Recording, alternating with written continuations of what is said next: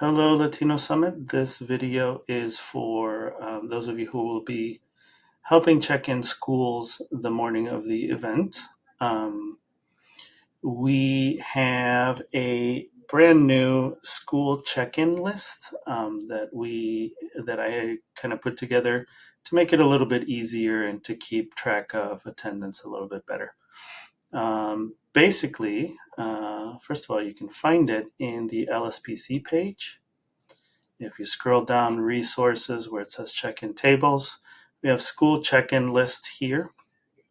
This school check-in list, this one right here, it's one that you can share amongst yourselves. And basically it has, number one, a list of all of the schools. Two, this is a link to the attendance sheet, and I will feature this one here. So for example, this is the Barrington attendance list, and the idea is that Barrington is going to list all of their students and the student participants here in green. And then when they are done, what they're going to do is they're going to click this button here. And just to show you, if I can, this button right here is unchecked. And then when I check it, what happens after a little while, it'll come through and then it becomes checked. So what we are looking for in the current check-in is, number one, does the number of students match what they are saying that they have? So physically, if they are physically present there in front of you, you can ask whatever chaperone is checking Barrington in, you can ask them, how many students do you have? They say a number, whatever number that is, and that number needs to match what you have here listed. Then you'll ask them, how many chaperones do you have? And then, for example, here it says 4, and then you say, okay, well, does that match what we have included here? Basically, as long as those two numbers match, and this check this cell is green and this cell is green, that's saying that both of them have been finalized, then they're good to check in, walk on through. And then what you can do is you can just check them off the list saying that they've arrived. Everybody in the summit will have access to this and will be able to view.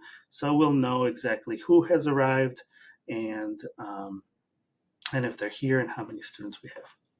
You can also make any notes in the green area. So if you wanted to add some notes in there for whatever reason, you can say something like, they are all wearing the, if I could spell,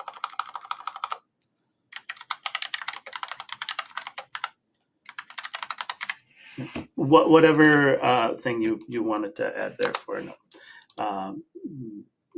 The important thing for us is to know how many students are coming, how many chaperones are coming, and if the lists are finalized or not.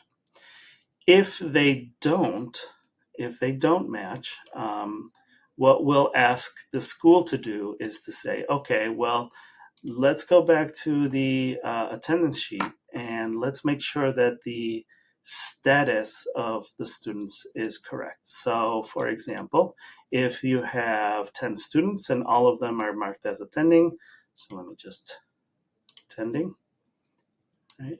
We have 19 students, for example, here. And, Fulanito here, that Fulanito, he was sick that day and is no longer attending. You can choose any other one. You can put either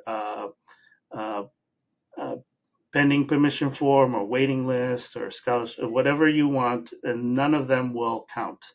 So it'll take that number away. What is best is to just delete the attending completely, but that's a little bit difficult with this drop down.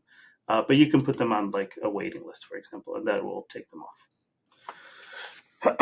As long as they are not marked as attending, they will not match up here in the list, and we should be good. So number 17, student number 17 here, that person is not able to come, so he gets moved to the waiting list.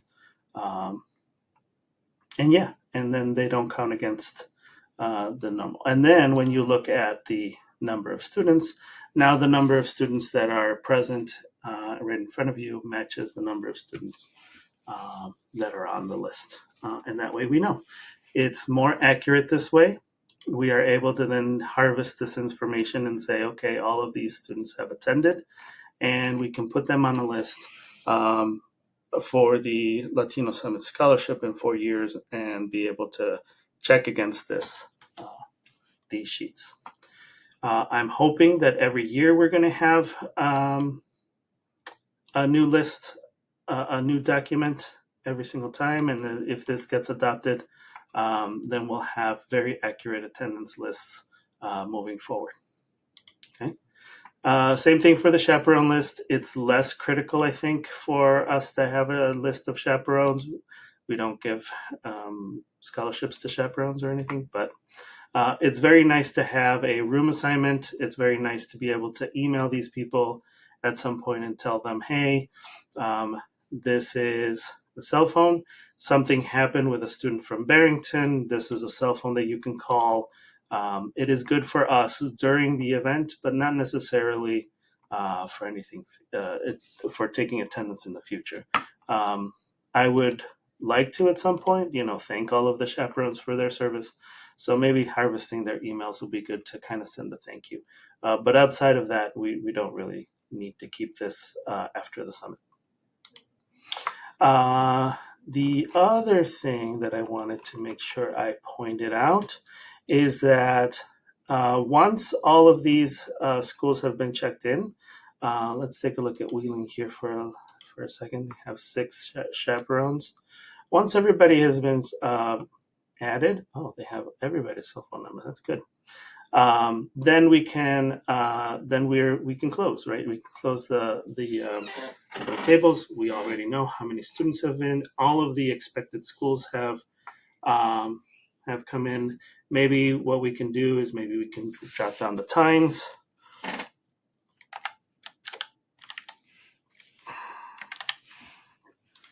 If we can jot down the times, then we know when to expect certain schools.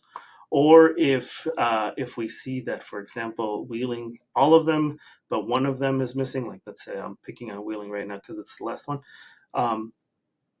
Wheeling has not attended, then we can look on the chaperone list. And because Wheeling has everybody's phone number, we can talk to them, call them and say, hey, we're getting ready to start. Are you guys on your way? What is going on? If there's an emergency or something that they can attend, then we will, act accordingly. But it's a really good way to kind of keep in communication with everybody.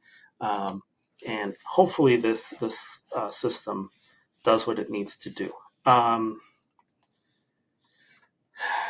In terms of name tags, everything else stays the same in terms of folders and name tags and everything else. We will be able to kind of more quickly put together these folders. So if Barrington is coming in, they say they have 25 students, we can set aside 25 folders.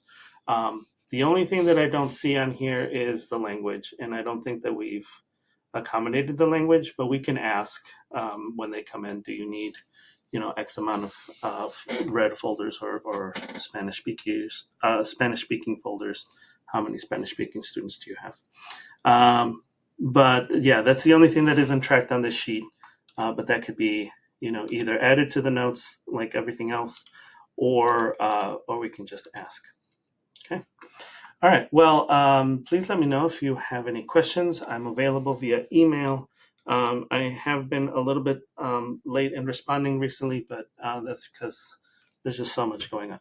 So shoot me an email if you have any questions. If you are confused on the day of, I will be there as well on site to kind of help out with whatever you need. Okay. Thanks so much. See you at the summit.